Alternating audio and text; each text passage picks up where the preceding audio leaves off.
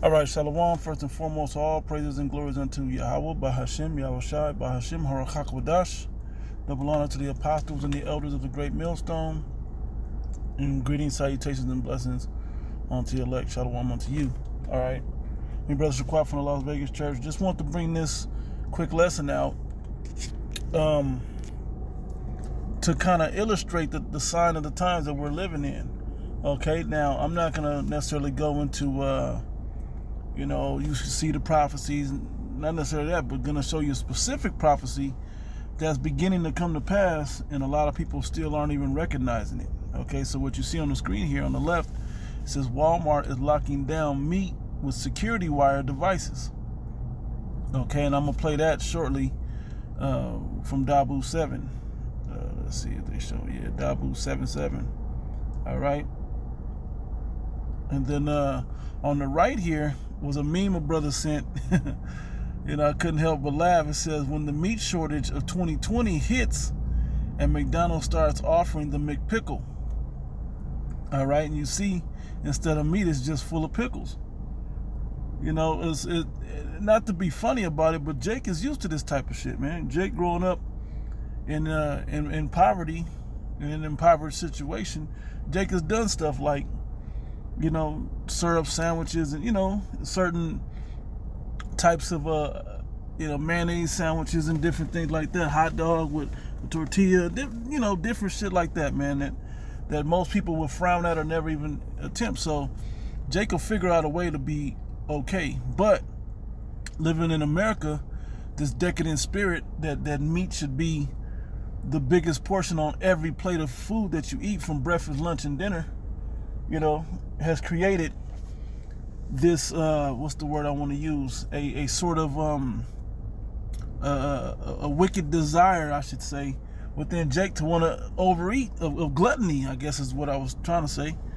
Okay? Of a gluttonous type spirit. All right? Which is not of our people. All right? Wow, a lot of scriptures are coming to mind right now. So, what I'm going to do is, matter of fact, before I get into any of this, before I play the video, let me grab this precept. Okay, yeah. So this is Daniel, the first chapter, and basically, when you read into this, it's going to show you how Daniel did an experiment, so to speak, okay, about not eating the king's meat in his drink, but eating pulse, which is leafy green vegetables, and drinking water. How much better that diet was for them. Does that mean that you should just go raw vegan or vegetarian or anything like that? That's not what I'm saying. I'm simply saying we got to understand to eat meat in moderation. It's one of those things that the scriptures tell you about eating a heavy amount of meat. Matter of fact, I'm not going to go too deep into that. I'll mention that, Lord willing. I'll try to get a video about meat, heavy amounts of meat. But I eat meat. I eat lamb. Passover is coming, Lord willing. I'll be able to partake in that lamb, and and everything else that goes with that. Okay, but there are certain situations where that's a good thing. There's certain situations where some seasons brothers should dial it back. Okay, because this stuff is being cut off. Now, I'm not even going to go into this Daniel, the first chapter, but for you that know it, it's basically the experiment that Daniel did about eating the leafy greens versus eating leafy greens and water versus eating yayan or wine and the king's meat. All right, so let me go back into the Dabu 7:7 video. All right, here we go. Whoa, hold on.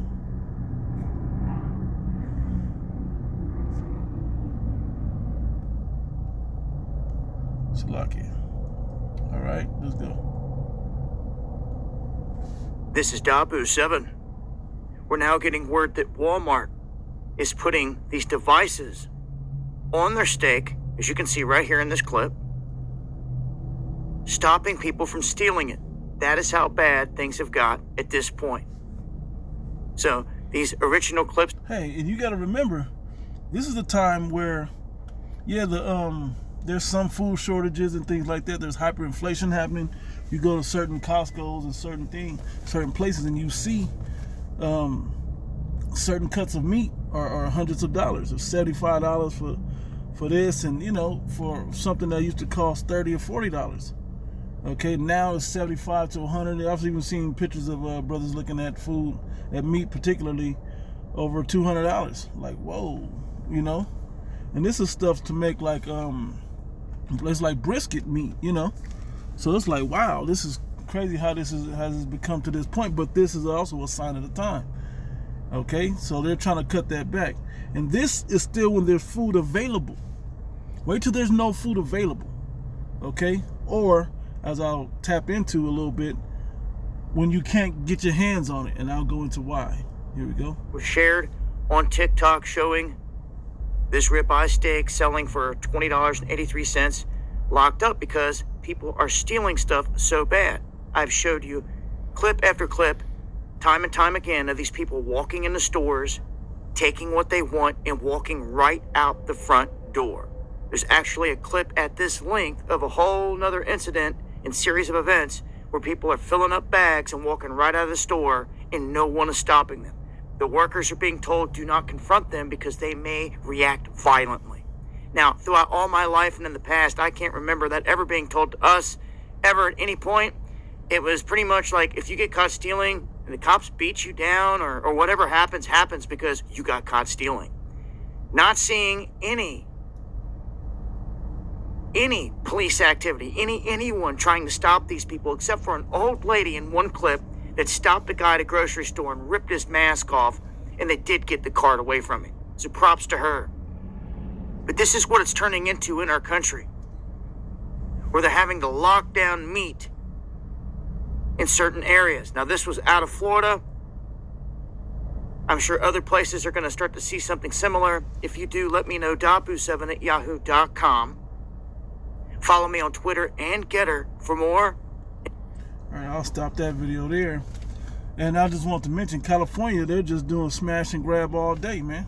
And I think the police, because of the force, they even told tourists, don't even come here. We don't have the manpower to help you.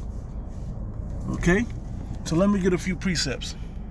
So I'm actually going to start here at the source or the height of the agenda that's going on here. Okay? These high-priced inflations, these food scarcities, and so on and so forth. We've seen that farmers have been having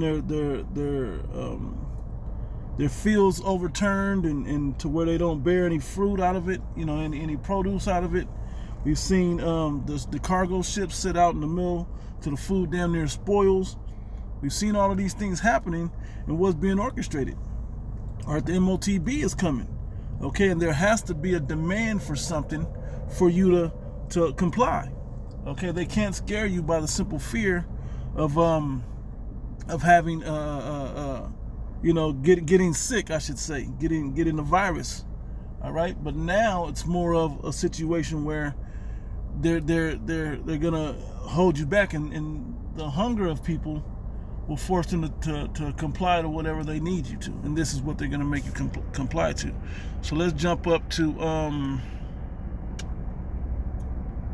let's jump straight to the matter of fact. I gotta start up. Okay. Verse 11. This is Revelation chapter 13, verse 11. It says, "And I beheld another beast coming out of the earth, and he had 2 horns like a lamb, and he spake as a dragon." Those 2 horns are the 2-party system that was from the ancient Roman plebeians and patricians into the modern Roman today, which are the Democrats and the Republicans.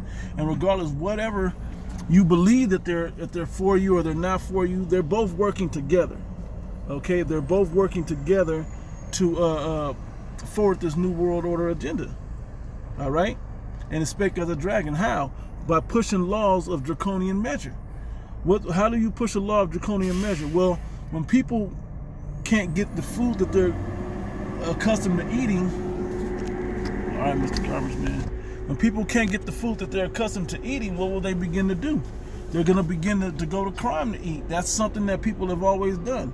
And when people go to crime, you think that this man isn't going to come down hard on you? He's going to come down hard. And then, to comply, we're going to continue to read. All right. It says, we'll skip that, you know. We'll go to verse 14. It says, and deceiveth them that dwell on the earth by the means of those miracles which he had power to do in the sight of the beast, saying to them that dwell on the earth that they should make an image to the beast. And that image is a way of life. Okay, it's really a digital technocracy where they control you through a technological platform. Okay, where they cut you off from the internet, they cut you off from social media, and so on and so forth. Okay, that's part of that. Now it's going to go further into it. Verse 15, which had a wound by a sword and did live. Okay, because the rebirth of the Roman Empire came back. All right. Verse 15, it says, and he had power to give life unto the image of the beast, that the image of the beast should both speak, be put into reality, and cause as many as would not worship the image of the beast should be killed. How are they going to kill you? One way of killing you, if you don't worship the image of the beast, that way of life, would be to starve you out. Okay, they're going to starve people out that don't comply with living amongst that image.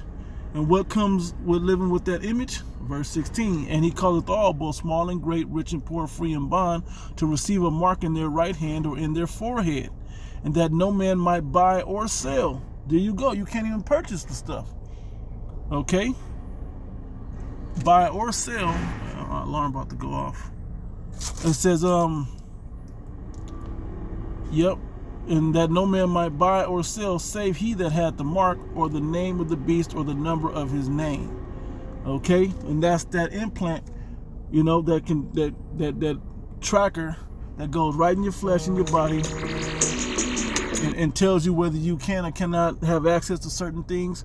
Tells you whether you can or cannot go in certain, purchase certain things. I mean, the control of having something like that, and the allegiance that you have to have come to give yourself up to a situation like that is ridiculous. But what's going to force people to do it?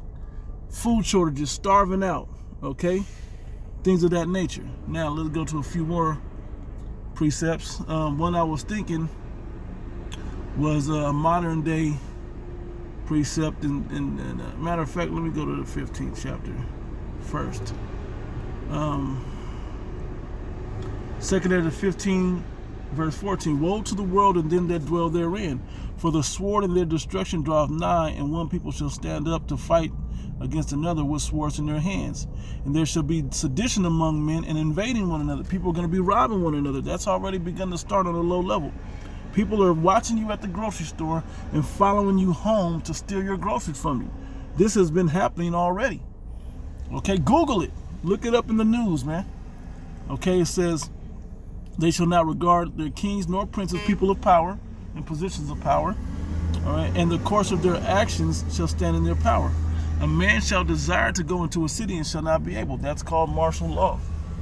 Okay, and if your papers, your papers will be upon that digital implant, okay, that says you have access to this side of town, to this grocery store, to this bank account, you know, or whatever, and so forth. Okay, and shall not be able, because of their pride, the city shall be troubled, the houses shall be destroyed, and men shall be afraid. And a man shall have no pity upon his neighbor, okay, but shall destroy their houses with the sword. The modern day sword is the gun, and spoil their goods, taking their goods from them, food and so on and so forth, because of the lack of bread, because of the lack of substance of food. Okay, and men shall be afraid. Oh, I'm sorry, I'm reading up. It said, and for great tribulation. Okay, because they're going through a lot. Okay, so they're going to go and invade one another. Another precept, was it one over here I was thinking of? Yep, verse 19. Behold, famine and plague, tribulation and anguish are sent as scourges for amendment. This is 2nd Ezra, the 16th chapter, the 19th and 20th verse. It said, but for all these things they shall not turn from their wickedness, nor be always mindful of the scourges, of the corrections that these scourges are supposed to be happening for you. All right, verse 21.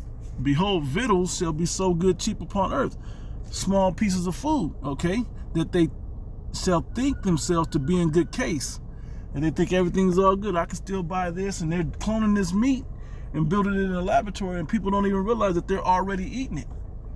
All right, you're already eating GMO food.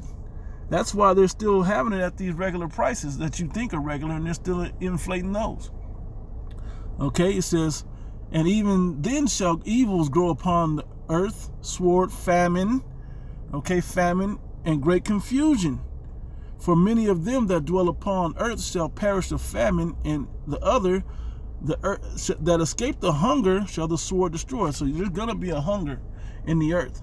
And you people with this decadent spirit that have to have your fast food, that have to have your big steaks and your big, your big plates of food, man, that's going to go away. Okay, that's being outdone now. And I'm going to close with Deuteronomy, the 28th chapter, the curses, man. Well, we've seen this before in our history. It's around the 54th. Matter of fact, let me start up. Where I want to start at. Yeah. I mean, this chapter goes, 53, I'll start there. It says, and thou shalt eat the fruit of thine own body, the flesh of thy sons and of thy daughters. People are going to be so hungry, they're going to turn to cannibalism and eat their own children. Okay? And which the Lord Yahweh hath thy power hath given thee in the siege and in the straitness wherewith thine enemies shall distress thee. And that distress is coming how? With those draconian measures. Okay? That the two-horned lamb that spake as a dragon. Okay? To force you into taking that MOTB. So that the man that is tender among you and very delicate, his eye shall be evil toward his brother. As we said, brother, your neighbor, which neighbor and brother go hand in hand. Okay? And toward the wife of his bosom, his woman, and toward the remnant of his children which he shall leave, so that he will not give any of them of the flesh of his children whom he shall eat. Not going to want to even share the cannibalism of eating your family. Okay, because he had nothing left in him in the siege and in the straitness wherewith thine enemies shall distress thee in all thy gates. And they're going to say the same thing about the woman. I do have to cut this off now, but they're going to say the same thing about the woman. So that famine is coming. So that McPickle is not a joke. Okay, you'll be lucky to get pickles. You'll be lucky to have ketchup and bread in that day, which I don't even think McDonald's is bread, let alone people stealing meat at this level. So how are you going to prepare yourself for that? Okay, you better call upon Yahweh Ba'ashem Yahushai in these last days and turn yourself over towards righteousness that you may earn your salvation. All right? So Lord willing, this was edifying. Giving all praise and glories unto Yahweh Ba'ashem Yahushai Ba'ashem Ruach HaKodesh that belong to the apostles and the elders of the great millstone, and greetings, salutations, and blessings on to the elect, to the next one. Shalom.